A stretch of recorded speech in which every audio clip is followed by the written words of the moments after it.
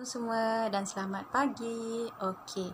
So hari ni cikgu nak jawab sikit ada persoalan yang timbul yang ditanyakan kepada cikgu tentang cara belajar. Ada yang tanya, kenapa cikgu dari dulu lagi saya susah nak belajar. Persoalan cikgu nak tanya awak balik. Okey. Awak pernah tak tahu cara belajar awak yang macam mana? So siapa yang tak pernah buat ujian cara belajar, so bolehlah cuba minta dengan kaunselor ataupun jumpa siapa-siapa yang mahir dalam bidang ini untuk tahu cara belajar awak. Sebab cara belajar ni penting. Sebab itulah kekuatan untuk cara awak fokus. Contohnya, kalau macam cikgu lebih suka pada 4 cara belajar.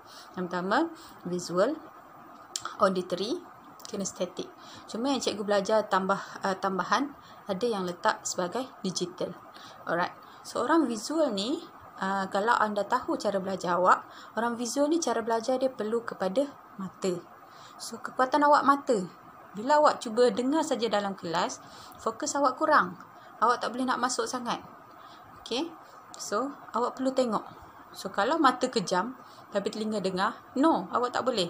So siapa yang jenis visual ni, dia kena tahu tu kekuatan dia. So setiap nota dia perlu ada bergambar, gambar rajah yang boleh membantu mata dia seronok untuk baca.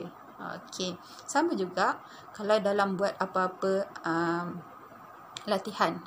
Orang visual ni dia capture. So dia akan ingat semua benda yang dia nampak selalunya lah.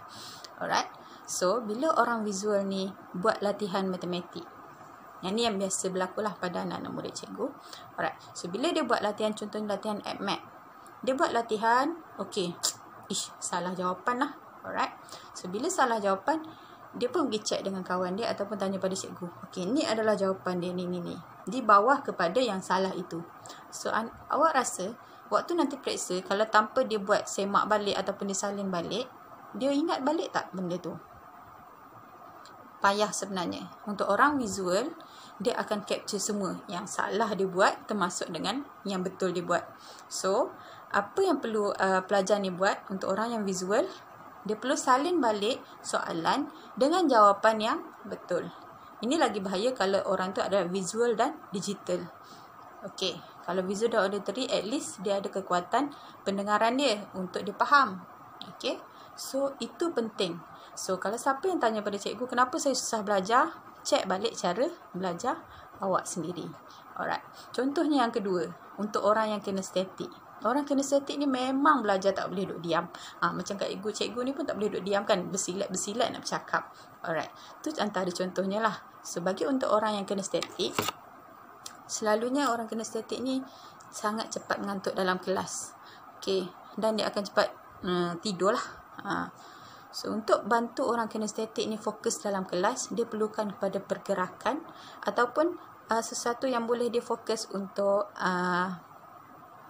membantu hati dan perasaan dia seronok. Sebab kinestetik ni lebih kepada touch, body touch, physical touch, heart touch. Okay. So untuk cikgu, sebagai cikgu yang mengajar untuk belajar yang kinestetik, first kali dia kena encourage kelas tu untuk seronok dulu belajar subjek tu. Mungkin dengan aktiviti, start dengan game ataupun dengan persoalan, pergerakan badan. Yes, orang kinestetik akan suka subjek macam ni. Okey. So macam mana untuk subjek yang fakta atau yang perlu mendengar, contoh subjek PI ataupun subjek sejarah. So saya nak fokus macam mana cikgu? Alright. So untuk subjek-subjek macam ni, orang kinestetik dia perlukan kepada pembacaan dalam pergerakan. Contohlah, dia nak study subjek sejarah. Okey.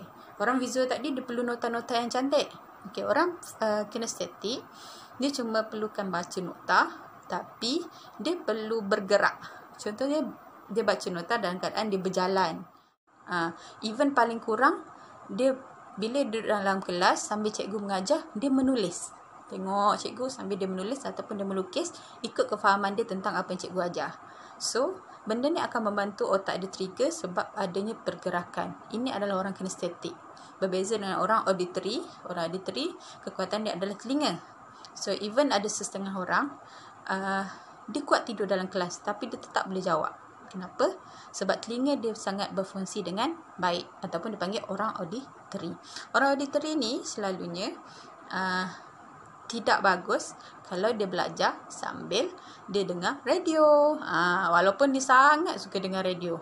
Sebab cuba bayangkan kalau mata tak di-capture yang salah dengan yang betul, so nak jawab yang mana? Otak dah confuse. Sama juga macam telinga.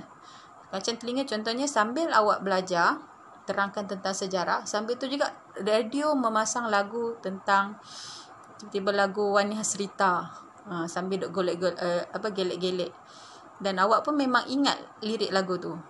Bila dia capture dua-dua masuk, cikgu saya study, cikgu saya rasa macam saya ingat, tapi bila dah check balik, rupanya bila nak jawab periksa, kenapa saya tak ingat cikgu?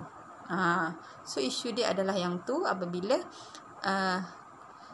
anda adalah orang auditory dan tidak menggunakan kekuatan telinga awak dan mencampurkan. Sebabnya kalau orang auditory ni cukuplah waktu nak hari-hari nak jawab periksa, dia minta orang terangkan pada dia ataupun dia terangkan kepada orang, as long as telinga dia dapat mendengar dengan baik. Alright. So itu saja perkongsian untuk cikgu pada kali ini. Mungkin lepas ni kita boleh sambung dengan, mungkin tajuk susah belajar juga, tapi cikgu nak share sikit tentang macam mana cara nak buat jadual belajar masa cuti, especially waktu COVID-19 ni lah.